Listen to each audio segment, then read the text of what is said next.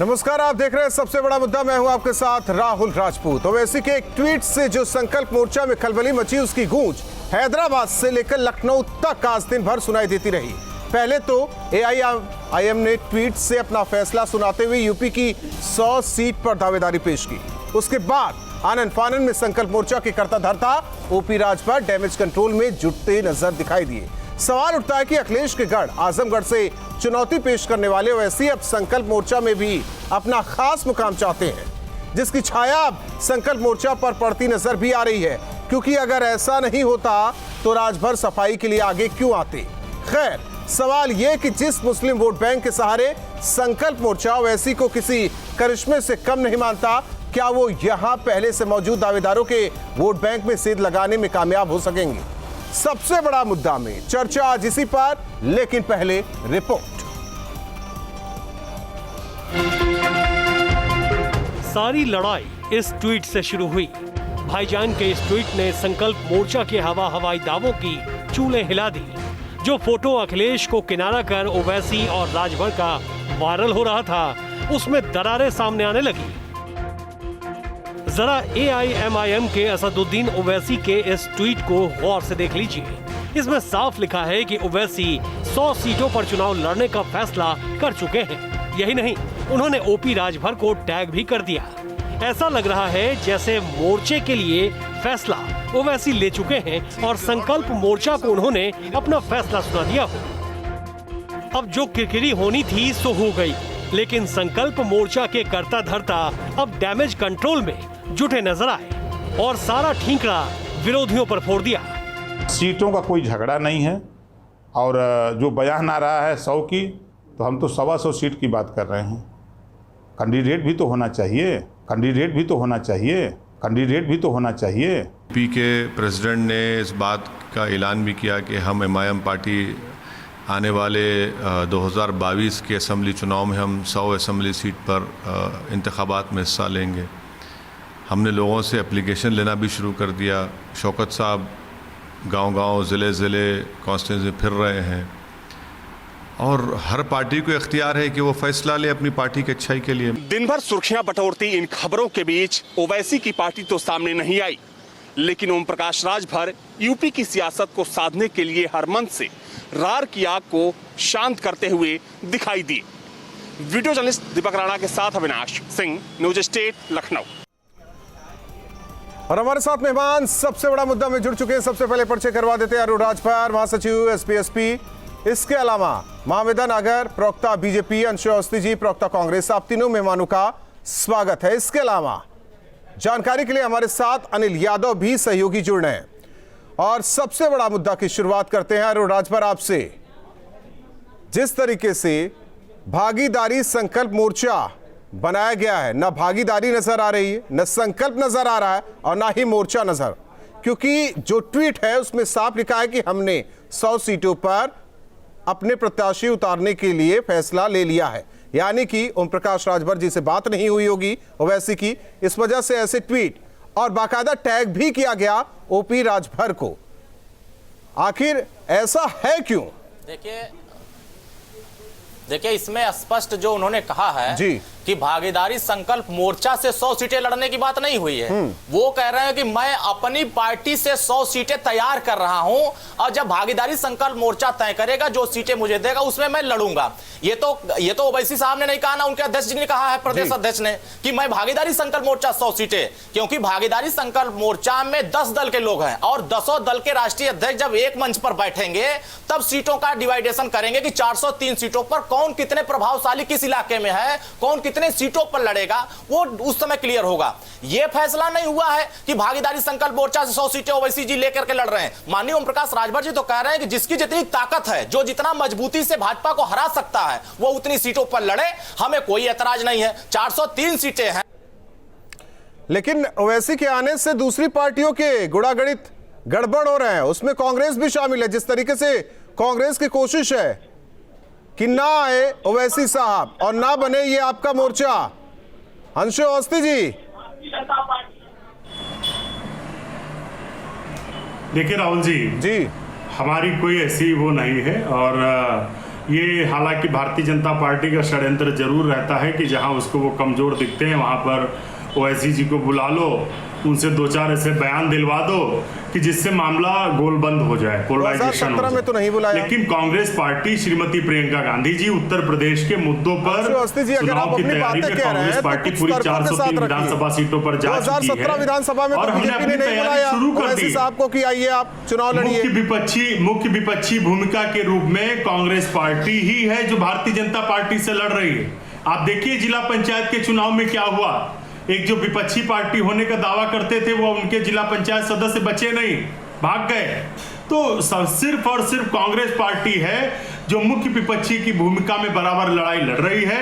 और 2022 में उत्तर प्रदेश की जनता अब परिवारवाद और धर्मवाद जातिवाद से मुक्ति पाकर विकास के रास्ते पर चलेगी। कांग्रेस पार्टी को पूर्ण बहुमत का समर्थन चीज ये क्लियर कर दीजिए तो फिर महामेदान नागर जी के पास रुक करते हैं अंशु अवस्थी जी। और उनके जो पुत्र यहाँ पर आपका देखिए आपका साफ कहना है कि ओवैसी को बीजेपी बुला रही है। एक चीज क्लियर कर भारतीय दीजिए, जनता पार्टी एक ने चीज क्लियर कर दीजिए अंशु अवस्थी जी। बात सुनिए, सवाल सुनिए, सवाल सुनिए, केवल अपना ही रट्टा मार बैठे हैं आप। सवाल तो सुनिए, जो मन में आया बोले जा रहे हैं। सवाल सुनिए, लगातार बढ़ता जा रहा है, सवाल सुनिए, चिल्लाइए नहीं सर। सवाल सुनिए, सवाल सुनेंगे कि नहीं सुनेंगे? अंशु अवस्थी जी, आप एक बड़ी पार्टी के बड़े प्रवक्ता हैं, बावजूद इसके इस तरीके से आपका व्यवहार शोभा नहीं दे रहा है चैनल पर। आप एक चीज बता दीजिए, एसपी यही बीजेपी के साथ गठबंधन में थी चुनाव में, अब वो अलग है, ये सब मोर्चा बना रहे हैं, उसमें ओवैसी भी शामिल है, तो फिर बीजेपी का क्या लेना देना इसमें?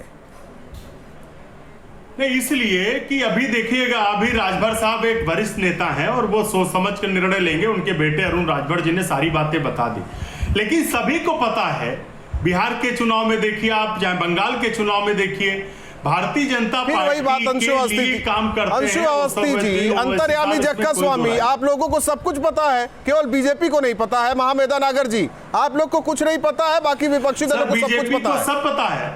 अगर महामेदा नागर ईमानदारी से बता दे, महामेदा नागर जी, लेकिन उनको ये मना है बताने को। आवाज आ रही है आपको महामेदा जी? उत्तर प्रदेश में दिन रात अत्याचार हो रहा, ठीक है महामेदा जी, आपके पास आते हैं, आपके पास आते हैं। हम रुक कर रहे हैं अनिल का। अनिल, सवाल देखिए अनिल, सवाल जब भी ओवैसी को लेकर उठता है तो तमाम बातें कही जाती है। इसीलिए बना है ये क्या उत्तर प्रदेश के लोगों ने इसीलिए ओवैसी के बीच की बात है। जाहिर हो रहा है कि ओवैसी ने साफ कर दिया कि हमने 100 सीटों की तैयारी कर ली है। अब पता नहीं अंदर खाने क्या बातचीत हुई नहीं हुई, सफाई देते फिरे ओम प्रकाश राजभर। सवाल इस बात का, जब ऐसी बातें हो रही है वो दोनों पार्टियां समझे, लेकिन दूसरी विपक्षी पार्टियां इसे बीजेपी से क्यों जोड़ती हैं?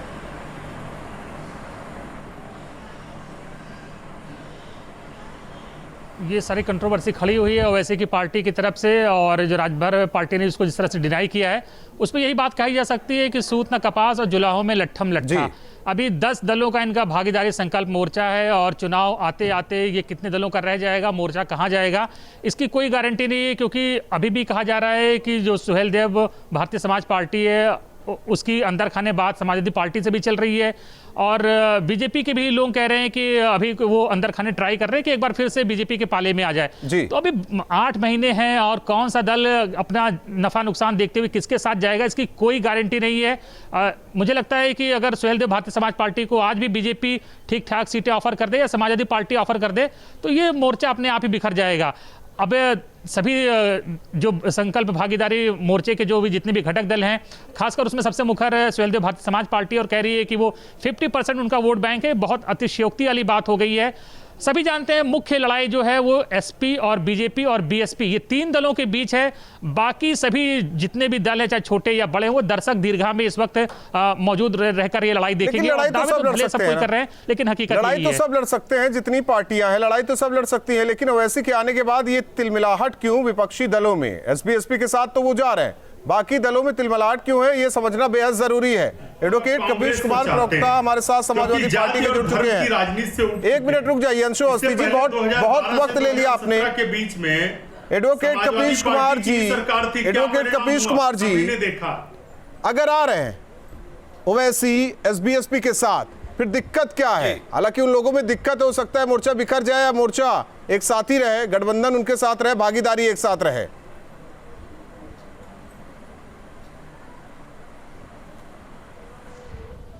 नहीं राहुल भाई, हम लोगों को क्या दिक्कत है? ओके, मुबारक हो उन्हें।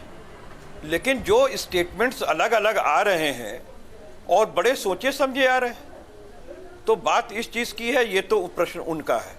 समाजवादी पार्टी का जहाँ तक सवाल है, समाजवादी पार्टी ने आपको पहले भी कह रखा कि किसी भी बड़े दल से गठबंधन और सीटों का तालमेल नहीं करेंगे। सवाल लेकिन मुस्लिम छोटे वोट बैंक को लेकर है, जो हमारी नीतियों में, जो हमारे वो नेता कैसे के संभलेगा? नेतृत्व में एमवाई हमारी फैक्टर में एम निकल विचारधारा जाएगा, हमारी बस वाई पार्टी फैक्टर के बचेगा। सामने- कपीश जी, जी, एमवाई फैक्टर में एम निकल जाएगा, केवल वाई फैक्टर बचेगा, तो फिर कैसे विधानसभा पता करेंगे चुनाव को? एमवाई फैक्टर नहीं, राहुल भाई, आप तनिक भी चिंता ना करें, क्योंकि एमवाई फैक्टर नहीं है, ये माई फैक्टर है। माई माने मेरा। जितने भी उत्तर प्रदेश के नागरिक हैं सब मेरे हैं। कोई भारतीय जनता पार्टी के पास यह आदर्श पे नहीं जाने वाला है। समाजवादी पार्टी 350 सीटों पर बनाएगी, और आज मैं आपको कह रहा हूं, लिख करके रख लीजिएगा, हमें उन्हीं लोगों की आवश्यकता जो भारतीय जनता पार्टी के खिलाफ लड़ रहे हैं। हमें तो सीधी बात बताइए ना कि साक्षी जी महाराज ने कहा नहीं कि ओवैसी साहब को हम धन्यवाद देते, वो हमारा सहयोग करते हैं। भाई सीधी सी बात है, फंडिंग से लेकर के सब कुछ तो पूरे इंडिया में ओवैसी साहब की भारतीय जनता पार्टी फिर वही सवाल कर दिया आप। ओवैसी साहब अगर बीजेपी के साथ है तो एसपी के साथ क्यों जा रहे हैं? जरूर किया था। एसपी के साथ क्यों जा रहे हैं? इस पर भी तो विचार कीजिए। आप सभी मेहमान हमारे साथ बने रहिए। लगातार सबसे बड़ा मुद्दा जारी है, चर्चा जारी है। महामेधा नागर जी, ब्रेक से पहले आप मुस्कुरा रही थी बातें सुनकर, समाजवादी पार्टी के प्रवक्ता की बातों को सुनकर आप बहुत मंद मुस्कुरा रही थी। आखिर क्या चल रहा है दिल दिमाग में? जी, दो चीजें, जैसे कि अवस्थी साहब ने पहले कहा कि एकमात्र अगर कोई विपक्ष उत्तर प्रदेश के अंदर है तो वो कांग्रेस है। तो मैं उनकी ऑडेसिटी पे मैं उनकी ऑडेसिटी पे हंस रही थी मन मन कि इतना कॉन्फिडेंस अगर मुझे मिल जाए तो जरा शांत हो जाइए। महामेधा नागर जी को बोलने दीजिए, बोलने दीजिए सर, कि उत्तर प्रदेश के जरा शांत रहिए। अंशु अवस्थी जी, शांत रहिए, लगातार सड़क पर शांत रहिए। सर, मैंने आपके में नहीं बोला था, मैं आपसे अपेक्षा करती हूं महामेधा नागर जी आप बोलिए, शांति से और प्यार से मुझे बोलने देंगे। में लगातार अपराध हो रहे हैं, इनके पास कोई जवाब नहीं।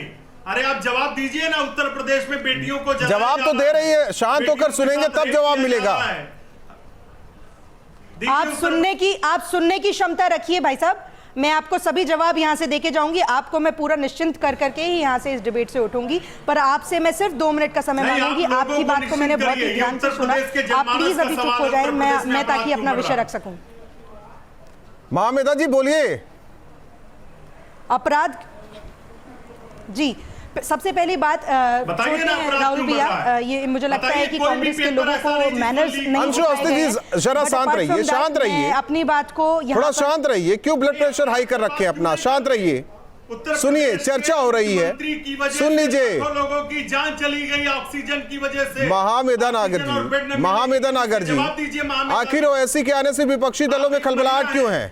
उत्तर प्रदेश में लगातार बलात्कार पर बलात्कार हो रहा है, आपको जवाब देना चाहिए। प्रदेश देख रहा है, खलबलाहट इन लोगों में है। मतलब यही मेरे लिए और ज्यादा हास्यास्पद है कि जो विपक्षी दल हैं वो ही आपस में जो उम्मीद लगाई जाती है कि ओवैसी आएंगे, कोई और दल मिलेंगे साथ में तो भाजपा को कोई खतरा होगा, और जो यहाँ पर भाजपा के लोग हैं वो अभी भी मुस्कुरा रहे हैं और वो खुश हैं, प्रसन्न हैं, क्योंकि वो आश्वस्त हैं। वो जानते हैं कि यह सदी जो है वो विकास की सदी है। यह सदी आदरणीय नरेंद्र मोदी जी की सदी है, जिसके अंदर उन्होंने विकास कार्य को स्थापित किया है। यह सदी हमारे माननीय प्रदेश के मुख्यमंत्री योगी आदित्यनाथ जी की सदी है, जहां पर उन्होंने काम को, ट्रांसपेरेंसी को, गुंडाराज को खत्म करा। ठीक है अनिल राजभर, एक छोटा सा सवाल आपसे। ओवैसी ने कहा कि 100 सीटों पर चुनाव लड़ेंगे। 100 सीट उनके तय हो चुके हैं, आप लोगों से बातचीत हो चुकी है, 100 सीटों आप लोगों ने तय कर दिया है या अभी बातचीत होनी बाकी है? उन्होंने बताया नहीं। अंशु अवस्थी जी जरा शांत हो जाइए, शांत हो जाइए सर। अरुण राजभर जी, नहीं, महामेधा जी ने जवाब नहीं दिया। उत्तर प्रदेश में बहुबेटी विधानसभा में जवाब ले लीजिएगा। 100 सीटों पर बात नहीं कर रहे हैं, हम तो 403 सीटों पर बात कर रहे हैं। इस तरीके के संवेदनशील और मजबूती के साथ भाजपा को हराने का काम करेंगे। हम झूठ को नकारेंगे। जनता लेकिन अरुण राजभर जी एक चीज ये भी कही जा रही है कि ओवैसी के आने के बाद ये बीजेपी के लिए काम करेंगे, ना कि विपक्षी दलों के लिए काम करेंगे। आप तो कह रहे हैं बीजेपी को हराएंगे ओवैसी के साथ मिलकर, संभव कैसे? ये आप कह रहे हैं और आपका चैनल का मालिक कह रहा है और आप लोग कह रहे हैं, सुनिए, समर्थक लोग कह रहे हैं कि अनिल राजभर जी यही है, कान में आपके लगा होगा, आवाज आ रही होगी बाकी विपक्षी दलों की। ये समाजवादी पार्टी का कहना, कांग्रेस का कहना है। नहीं 2000 हमारा नहीं कहना है, हमारा नहीं कहना है, ये सवाल उनके हैं, वही सवाल आपसे पूछ रहे हैं। आप बातों को सुना कीजिए। 117 सीटें कांग्रेस लड़ी थी, औकात उसको पता चल गई। 46 सीट पर सपा थी, तब उस समय तो मुस्लिम वोट बिखराव नहीं हुआ था, तब उस समय दिक्कत किसी को नहीं हुई थी। आज हमारे मोर्चे में माननीय प्रकाश राजभर जी ने एक संकल्प मोर्चा बनाया है, उसमें 10 दल के लोग खड़े हो रहे हैं। सबको परेशानी क्यों हो रही है? सभी लोग तो अपने हिस्सेदारी की बात कर रहे हैं। आज हमारे उत्तर प्रदेश में आज गरीब कल्याण कार्ड की बात किया था सरकार, गरीबों को यहाँ पर यादव वोट बैंक, मेरे को ये समझ में नहीं आता कि कोई भी पार्टी इतने मान्यवर आज हमारे साथ में जुड़े हुए हैं, किसी एक भी व्यक्ति ने अगर यहाँ पर विकास की बात करी, उत्तर प्रदेश के विकास की, यहाँ की केवल आप पहले ये बता दीजिए कि साक्षी महाराज ने क्या कहा बनाए थे, दलित मिल के बनाए थे। साक्षी महाराज ने क्या कहा था नागर जी, जिस पर आपको हंसी आ रही थी? उनको कुछ हास्यास्पद घटना है उत्तर प्रदेश में। राहुल भाई, नागर जी से जवाब ले लीजिए। नहीं बची है, साक्षी जी के ऊपर पूछ लीजिए, हंस रही थी क्या? रहमान पर तो बात कर रहे थे, भर साहब पर बात कर रहे थे, आपके संबंध से विधायक साहब ने दलितों और आदिवासियों को बोल दिया था। ये तो बात की बात है, छोड़िए, आज जिस मुद्दे पर बैठे उस पर बात कर लीजिए।